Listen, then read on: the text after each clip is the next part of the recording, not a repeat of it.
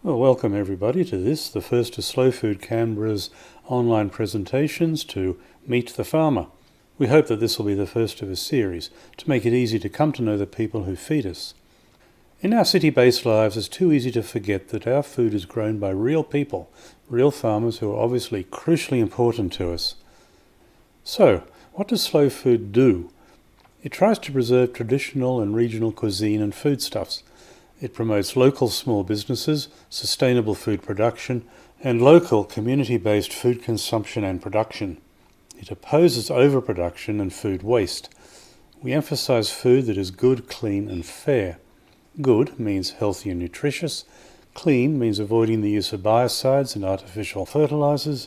Fair means a fair return to the farmer and affordable prices for the consumer. Our guest tonight, Peter Randall, is a farmer who does all of these things and has been working at them for the past 32 years. Many years ago, he grew concerned about the high amounts of chemical pesticides and insecticides used for conventional rice growing and the deaths from cancer of too many people in the area, including a close friend. He set out to grow rice using organic farming methods.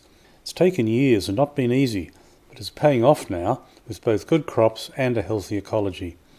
In 2017, Peter was a winner in the Delicious Produce Awards, which celebrate Australia's magnificent bounty of ethical, sustainable and innovative ingredients, and the passionate, talented people behind them. Peter Randall, welcome. Over to you. Thank you, Walter. Welcome aboard, everybody. Greetings from Wiradjuri country, Murrumai, which is between Leeton and Griffith. Murrumai, it's an Aboriginal Wiradjuri word meaning place of many yabbies.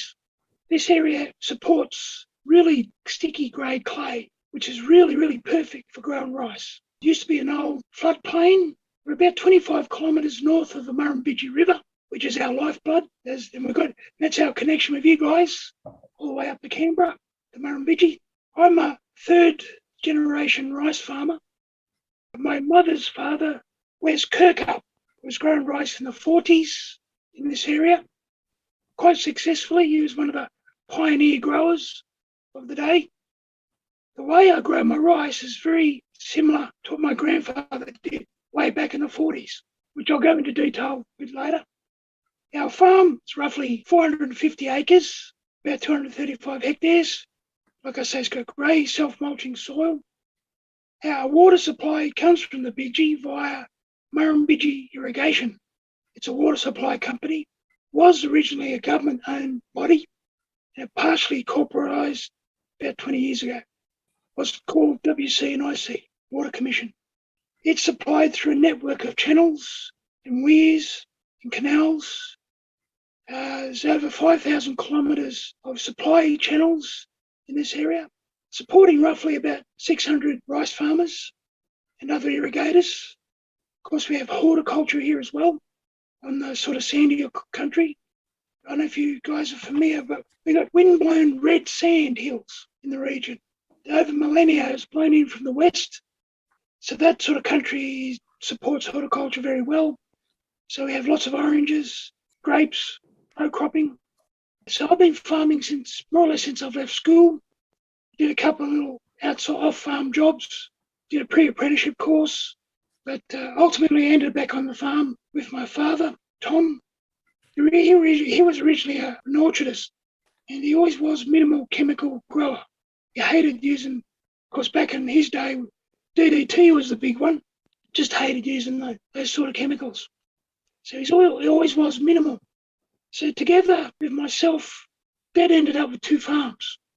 When I left school, I took over one farm, share farming with my father, and actually help him run his farm. So combined, we're about 800 acres. All rice in New South Wales for many years was, by law, vested to the Rice Marketing Board. And up until 2010, that was the law. It's like the old wheat board. All the rice we grew over the years before we went organic or went to sunrise, up until deregulation, our organic rice went through sunrise. Back in the late 80s, early 90s, a marketing man from Sunrise approached Dad, myself, to see if we're interested in being organic. He knew our farming practices He knew we didn't use very little chemical at all back then, if any. We thought about it and we thought, yeah, well, that supports what we do. Let's become official. So that was how we become organic. Since I was 18, since high school years, I've been losing friends and acquaintances from all kinds of cancers. Youngest was 18. Dad the same, he was losing his friends. So it wasn't a big step for us to cut out using poisons. There's no doubt there's a connection. This Leeton Griffith area is rife with all kinds of maladies, cancers, motor neuron diseases, you name it, we got it. And it's in concentrated forms. Because of this region being such an intensive agricultural area, there's so many different varieties of pesticides used in these crops, and some of them are pretty nasty. And then we get what I call the synergistic effects in the atmosphere and surrounds and in the water. Combined effect of these chemicals can be often 10 times more stronger than the single unit of chemical. Now, fortunately, where we are, we're on top of what we call the top of the system, the irrigation system. So we basically are near the headwaters of a canal, and that's our main supply, which means we, in theory, shouldn't get very much adulterated water. That's been tested quite regularly by the authorities and private companies. Upstream from me, towards a place called Yanko, is a large feedlot that feeds around 35,000 head of cattle. It's a bit of an abomination to see that, but they use the same water as we do for their drinking. So they test it daily, quality and chemical, because they export, had done for a long time to Japan. So they're very fussy with their chemical background. So I see that as a good canary in the mine situation. If anything really bad showed up, we certainly find out real quick. There is, like everywhere, a background level of chemicals. In this 21st century, there's over 40,000 man-made chemicals that weren't here 50 years ago. From your soft furnishings to your car, plastics, you name it. We're surrounded by all this impact of often off-gassing chemicals into the environment. Unfortunately, it's a symptom of this modern age. In organic, we hope to avoid most of that, but yeah, unfortunately, it is a background level we simply can't avoid. The certifiers recognise that. It's a bit like radiation, but it's usually parts per billion, so it's very, very, very small amounts. There's measured amounts in the Murrumbidgee water, parts per billion, but it's well within the standards, so we just have to put up with it. We do.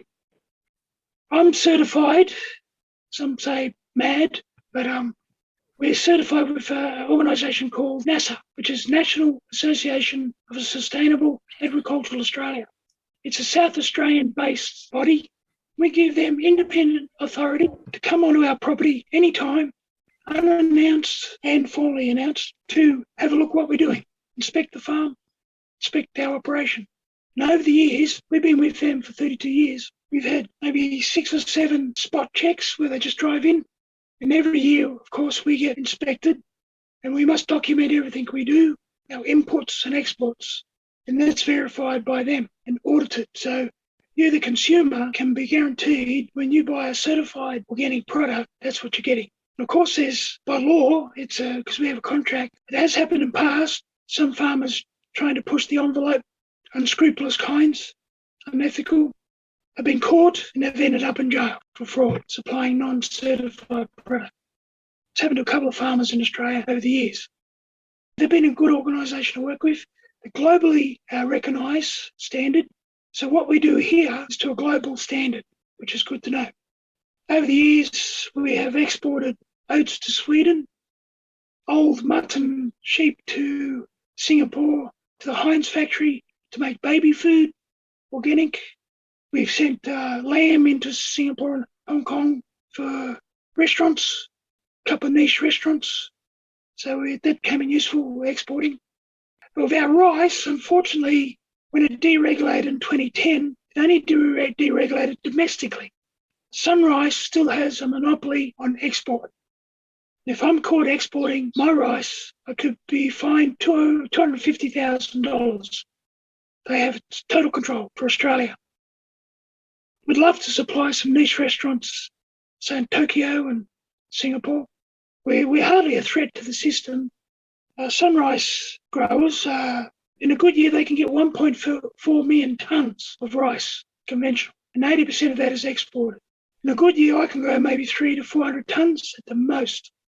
I'm hardly a threat to that system. But anyway, we're happy to have the domestic market, and that's been keeping us busy up until the most recent drought.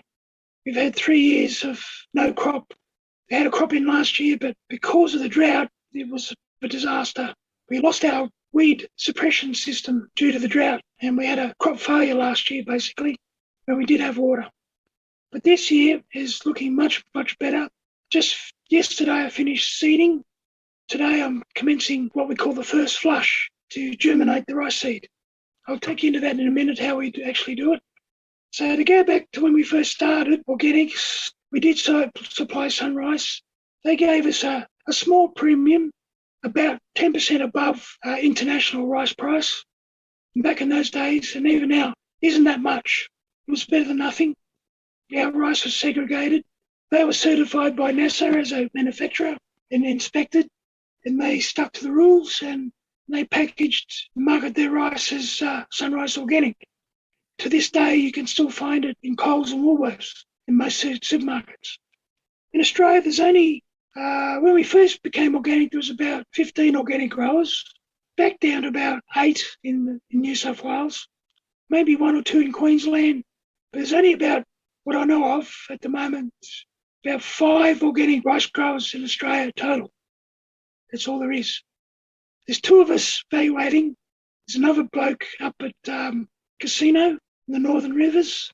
He supplies a biodynamic market. That's Brett Slater. He doesn't do marketing directly. And myself here in Murray, we supply our markets, farmers markets, online, restaurants and wholesale, and direct to shops, usually health food shops. That's the situation at the moment. Back when it deregulated in 2010, if you remember, we had the millennial drought from 2000 to 2010. We had only 1 crop in 10 years at that stage, lack of water. And when it deregulated, we had to get a license. It took us 6 months to find a bank to lend us the money to set up a rice mill. Because back before that stage, it was totally illegal. We could not have a rice storage or mill, any equipment whatsoever. Sunrise had the power to come and confiscate. Actually, more powers than police. So after 6 months, we found a bank to lend us the money. We spent probably $250,000 setting up a storage facility, milling, and ultimately a packing facility and equipment to suit. Because I had no experience in milling at all, or marketing, my wife and I, Jenny, we started basically from scratch. We kicked off on the kitchen bench, packaging rice when we first started. We did lots of things by hand and eyes, so it was a very steep learning curve. But we found our best way to get into the rice business per se was through the farmers markets. It was a great education. We quickly learnt what people wanted, what style of rices, what they preferred, what packaging. Over the first couple of years, we set ourselves up to what we ended up becoming up until the most recent drought. So yeah, it was a bit of a busy time, and at times a bit stressful. Most weekends we weren't home. We were doing a market somewhere east coast, from Melbourne, Albury, Wagga, Leeton, Griffith, Sydney, Canberra. We went all over the joint, seeking markets, seeking wholesalers, seeking shops. I'd spent a lot of time milling rice. I've only got a very small mill. It's what they call a village mill. That mill is Japanese, but made in China for third world countries. It's a very robust machine, very agricultural. You can power it by any sort of machinery, electric or diesel, whatever. And that's what we have even now. It will do 300 kilos an hour, both brown and white, and does a satisfactory job. And through that, we built a storage facility and store about 180 tonnes of rice, paddy rice that is. And we have silos as well outside. And through that, we have, in our packing area, we have what we call a colour sorting machine that receives our milled rice, and that inspects every grain of rice that goes past the machine.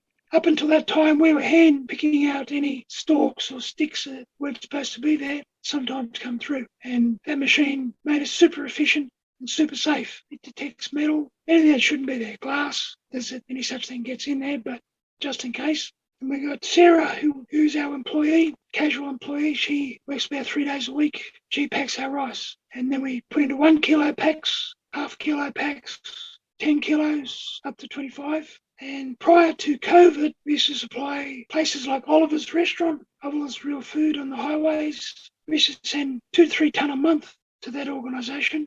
They had 70 restaurants, East Coast Australia. And if you ever ate sushi there, that would have been our rice. But unfortunately, COVID and the drought fixed all that up. We haven't supplied that market now for 4 years. Yeah, so that's sort of the basics of our milling side of things. We go to health food shops, as I mentioned earlier. Choco Baijiao, it's another market, southern Canberra, Woden Way, I think it is. We supply, plus Epic, which has been really good to us. Thank you, Canberra people, for supporting us. I reckon the Epic market is probably the most premium market in Australia for its range and quality. It's probably a shadow of its former self at the moment with COVID, but I'm sure it'll come back. Now, to get over to the agronomy side of things, rice is probably grown by half the world's population, mainly along the equator. It's a staple for many, many cultures. It's been growing in Australia officially since 1924, but rice did come out in the gold rush years with the Chinese miners, with their market gardens. They did grow a bit of rice, especially in the northern Victoria, but it kicked off here at Yenko in 1924 at a research station. And actually, it was managed by a Japanese fellow, an immigrant. He sort of supervised first rice crops, and from there it's grown to what it is now, like I said before, 1.4 million tonne industry. There's 2 varieties, or main varieties of rices in the world. There's Indicus, which is your Basmatis, basically grown in India and Pakistan, and Japonicas, which is sort of like the tropical rices. Japan, equatorial countries grow.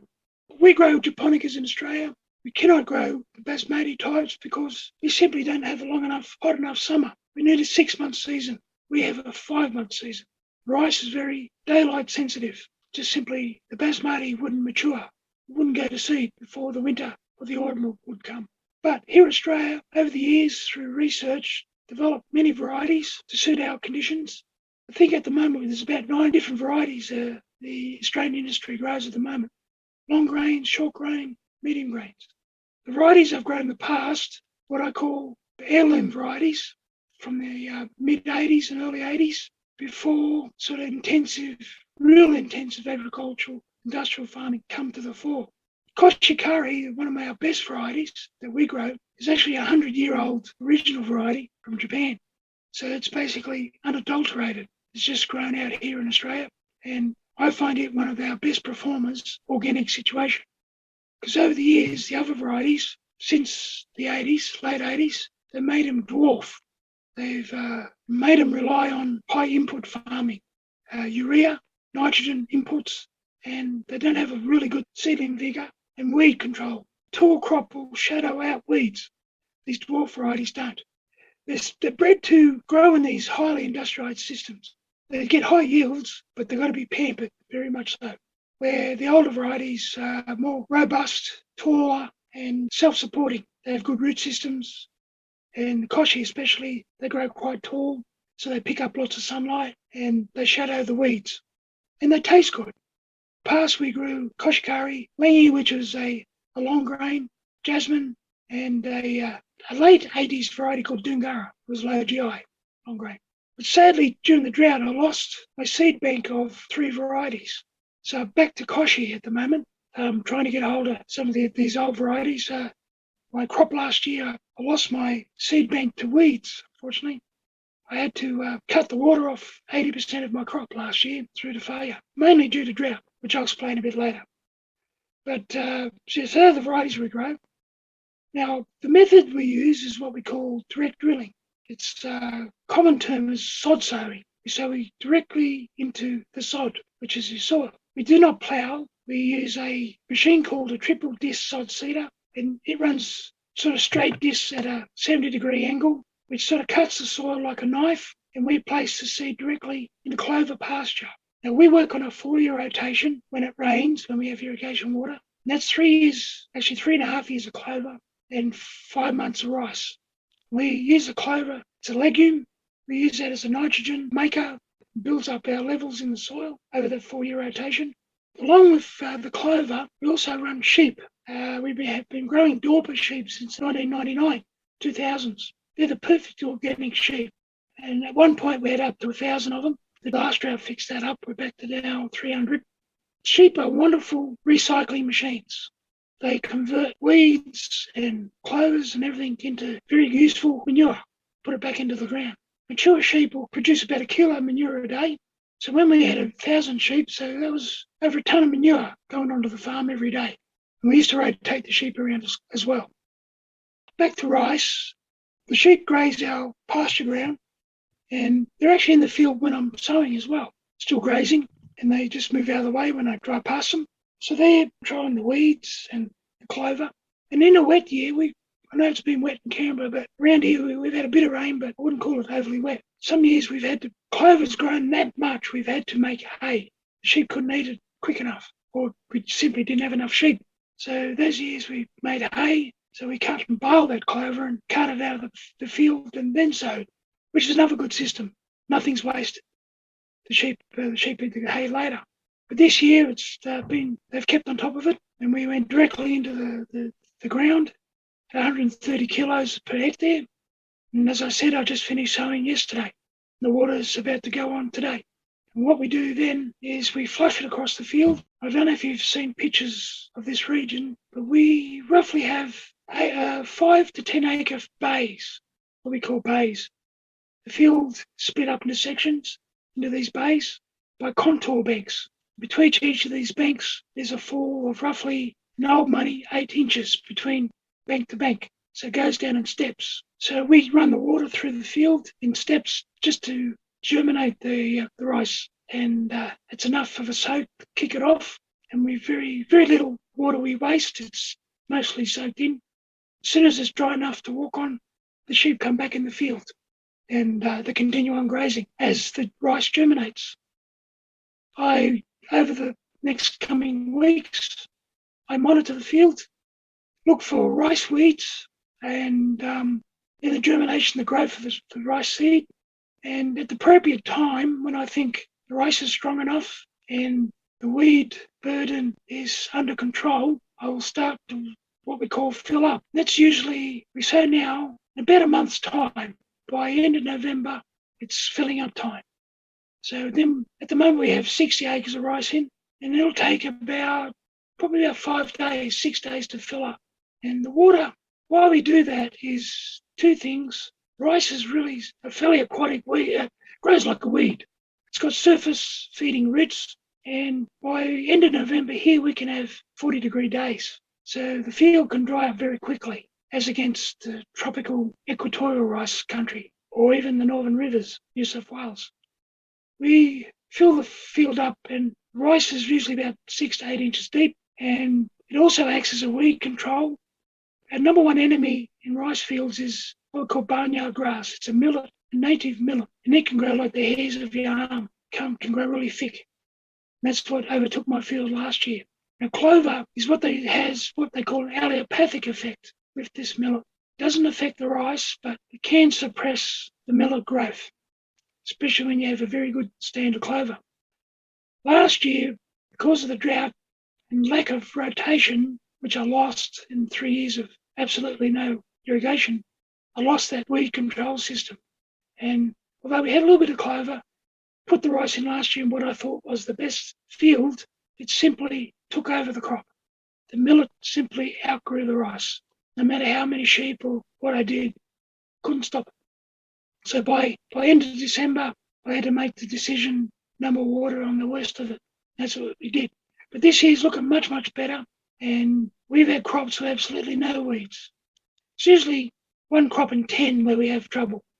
9 times out of 10, we usually have good crops. So I'm hoping this will be one of those 9, because we certainly need to catch up on our cash flow. We did manage to harvest a little bit of rice last year, but we ran out of rice for over 12 months and hence lost all our markets. And now COVID's put us back under stress again with our markets as well, especially the last 3 months. It's completely crashed. Anyway, back to the rice.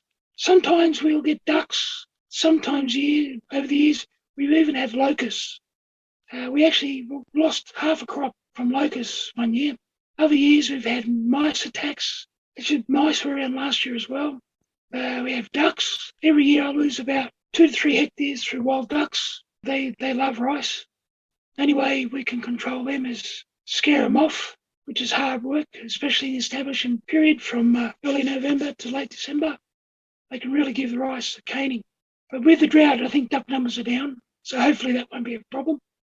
Insecticide-wise, we don't use any of it naturally. Because we direct drill, we have an ecosystem already there in the field, undisturbed. There's nothing really worries the rice compared to conventional growers, which use a terrible amount of insecticide.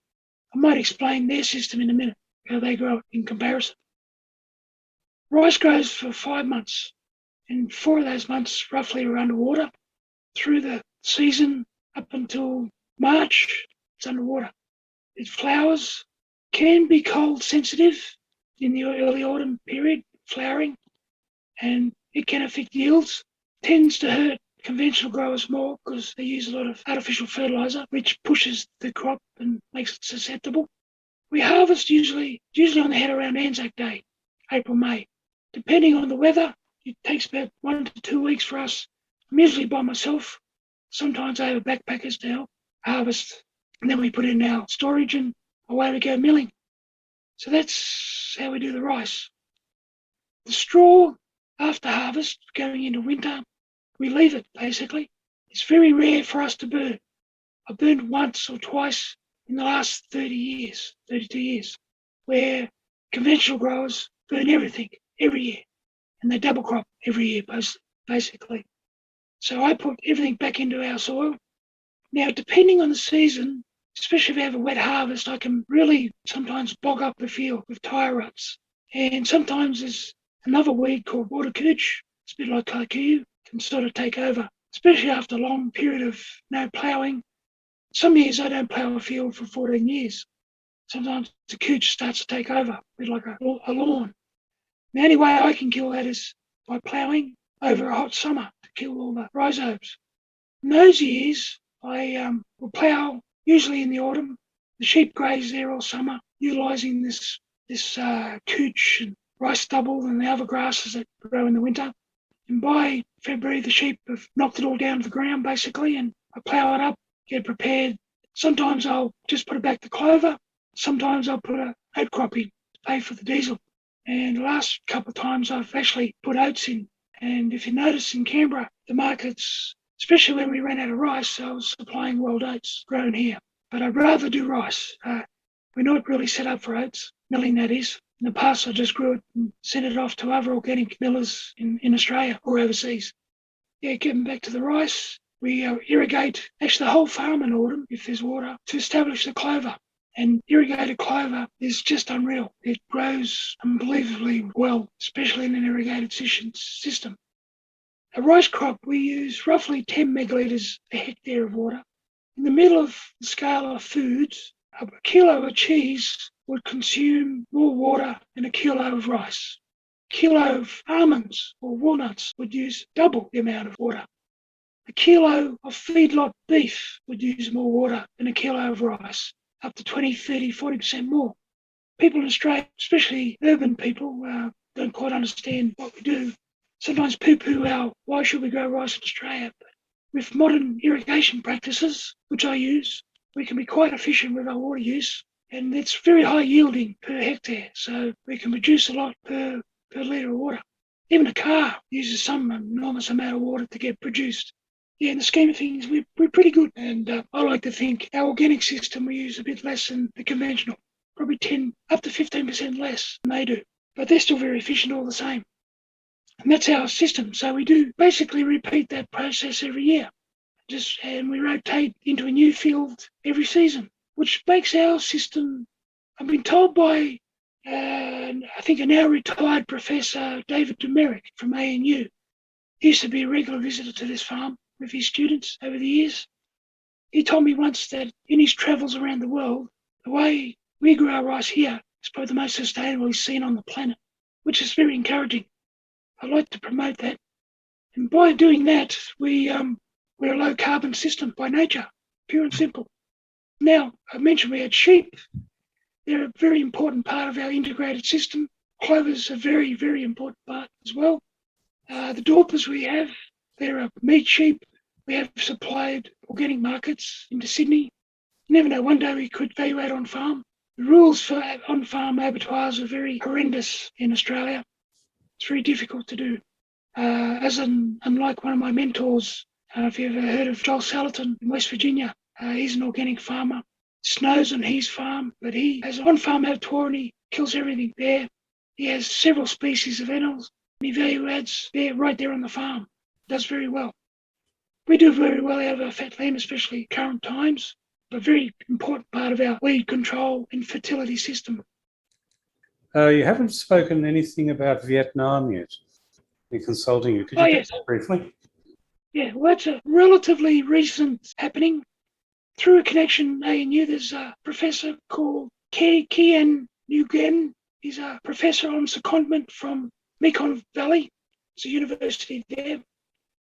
Through him, we met at the Canberra market, actually, at Epic.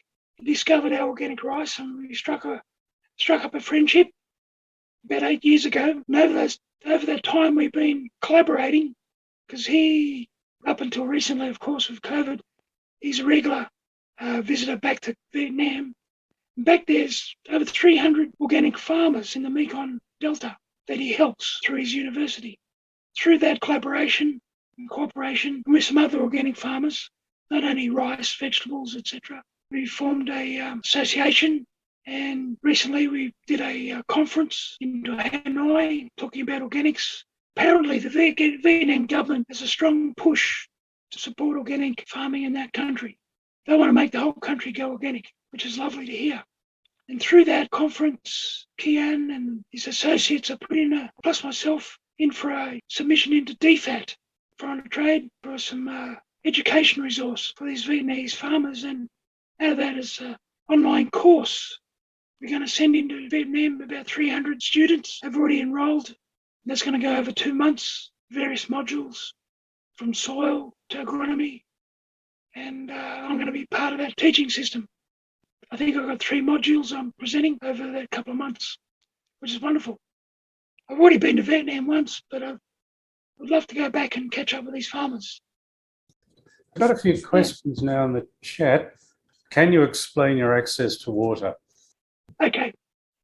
It comes from the Murrumbidgee, well, starts up past you guys, the mountains, of course. We've got Blowering Dam, Burrinjuck Dam, the Murrumbidgee River. Downstream, we have some various weirs and one called Banarambad Weir. And that diverts water into what we call the main Griffith Canal, which is 90 kilometres long.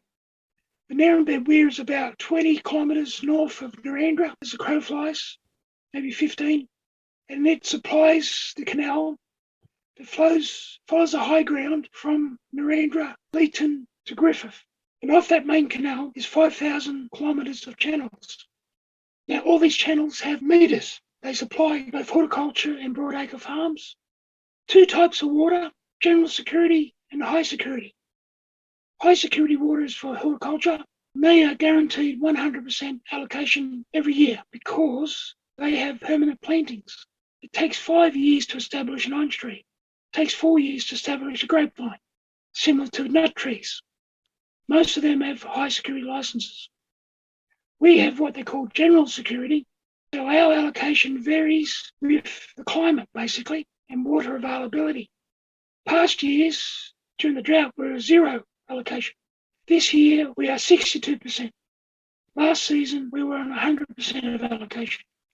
So every broadacre farm was allocated an irrigation license way back this series kicked off in 1911. So it was government allocated water, so many megalitres per acre.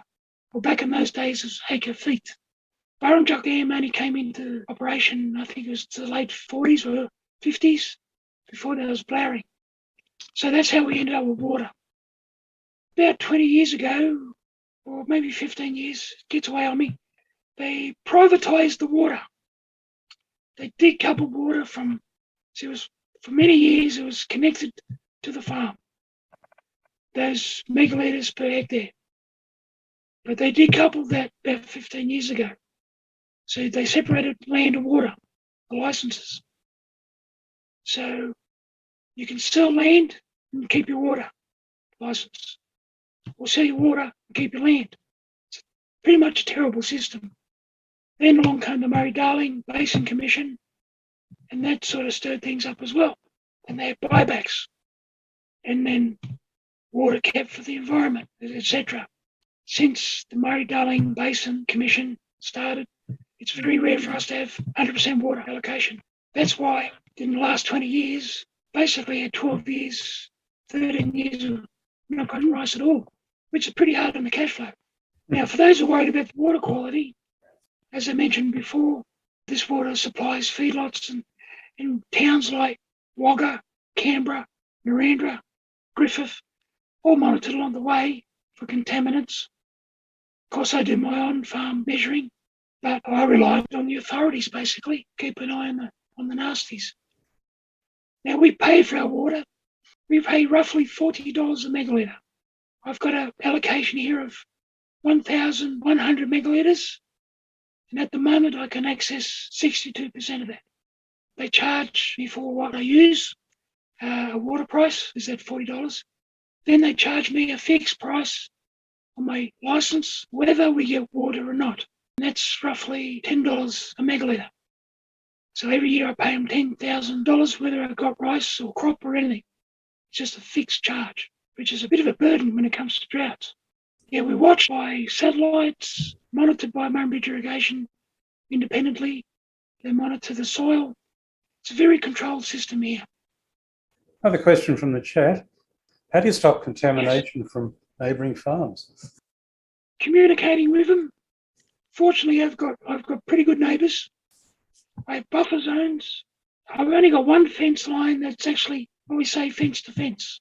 And it's not often we have a rice crop fence to fence. If that was the case, I would very closely monitor what they do, of course, but I would forego a 100-metre buffer zone of my rice. I would sell that as conventional and not sell it as organic, just in case. Now, the other neighbours, we communicate. Some use aerial operators. They communicate with me when they're going to do a job. They ring up and ask permission, basically. They simply can't do it when the wind's prevailing onto my farm. They're very cautious.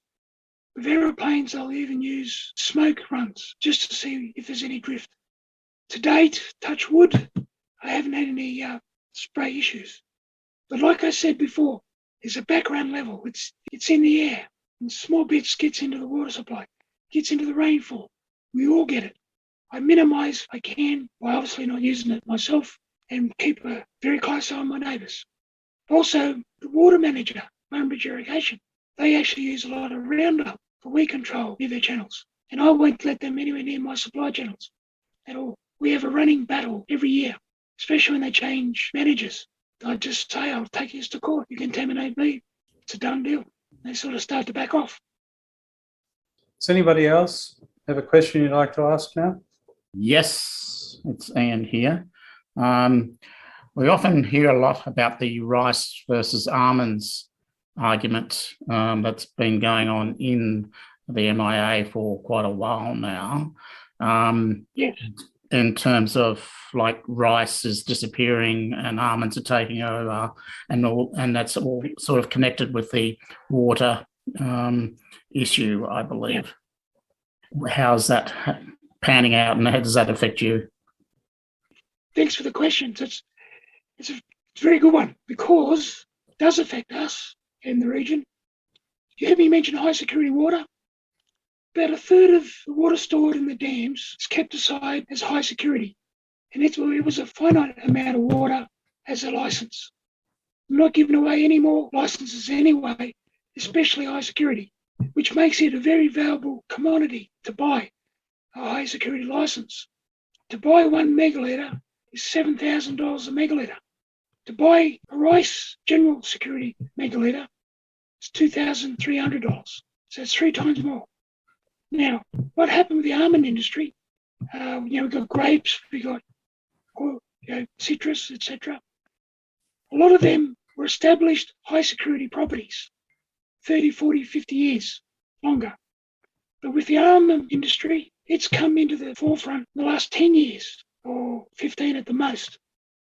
What happened there, some of them might have had high security. They might have pushed out grapes or the oranges, put almonds in. But a lot of them, especially the corporates, which are the big players now, have come into the industry with no licenses. So what they've had to do is go onto the water market and buy mostly general security water, which has forced that price up. Or they rent the water. You can lease water. As a water owner, it's like owning land. If I had 100 megalitres and we had 100% allocation, and if I wasn't growing anything, I could rent that 100 megalitres out in a year. Now, in a drought year, the price of that water got to $400 a megalitre. So I could make $40,000 by renting it out to the almond farmers, because they're the only ones that could afford to pay $400 a megalitre. They have a high value crop. The dairy farmers and the rice farmers in the low allocation years, they've only had 10% water, and there's a bit of water on the market. I'm going to top up, make it their water to 20%. The almond players or the walnut players paying the top dollar, they, of course, going to push the market up. And the rice growers are pushed out of that system to buy water, which would normally be in a drought year $40 to $50 a megalitre, 60. In these modern times, it's gone up to $400. Simply pushed broadacre general farmers out, especially me as an organic farmer. I simply couldn't afford to buy water in the drought years at that $400 a megalitre to grow a crop. So that's what's happening. Hope you're not a corporate farmer, but that's how it is. How long does your seed stock last in terms of like a shelf life? Do you have to grow it every year? Ideally, yes. Another good question. Rice is 6% oil. And over time, stored rice will go rancid. It oxidizes, especially in a non-cool room situation. The Japanese got this down pat. They actually store their rice, all their rice, at 12 degrees. I can't afford to do that. Both their paddy rice, which is a seed, and their milled rice, they store it all at 12 degrees. So they don't use no poisons at all. I can get about 5 years out of a seed before it sort of goes off. With the cool storage of milled rice, I actually went to Spain, especially to look at a manufacturer of cool storage systems in Spain. But the price of it just scared me out of the market. It was hundreds of thousands of dollars. Japanese small operators, they mill their rice to brown, bag it up, and put it in big cool rooms. That keeps it very, very fresh.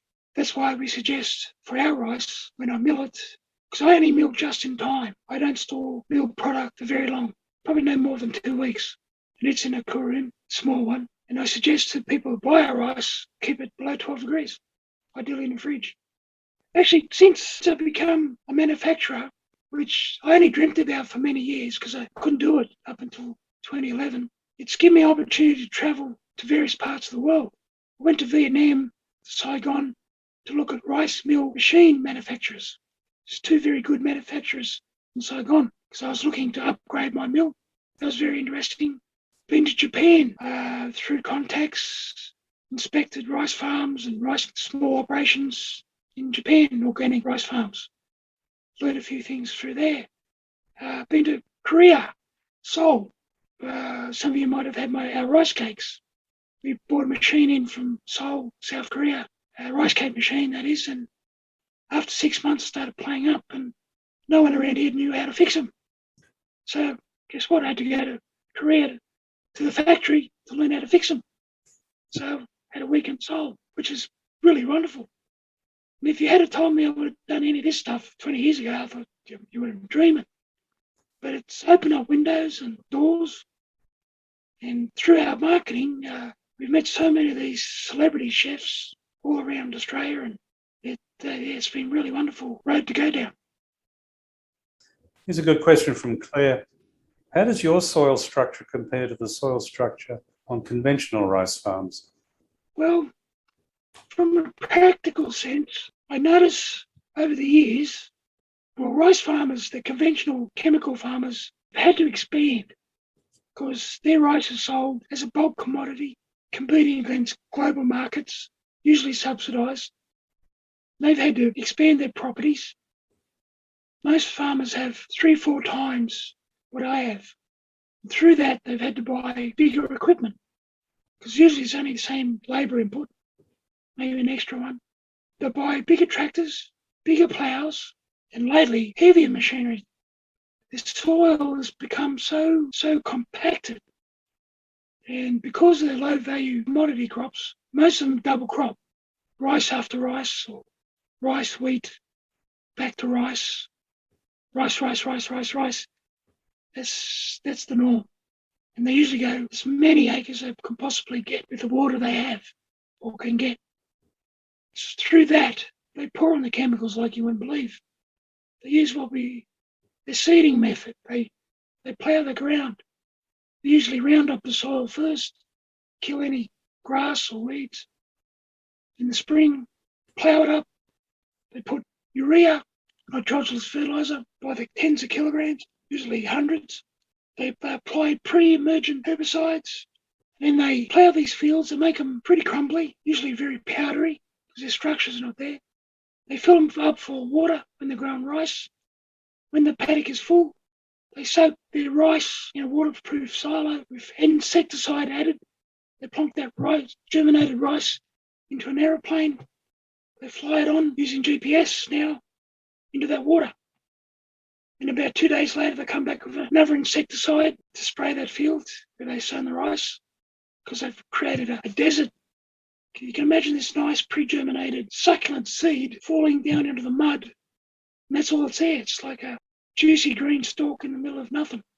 There's beetles and larvae and all kinds of things in the soil that survive ploughing and breed up in the water, just simply attack the rice.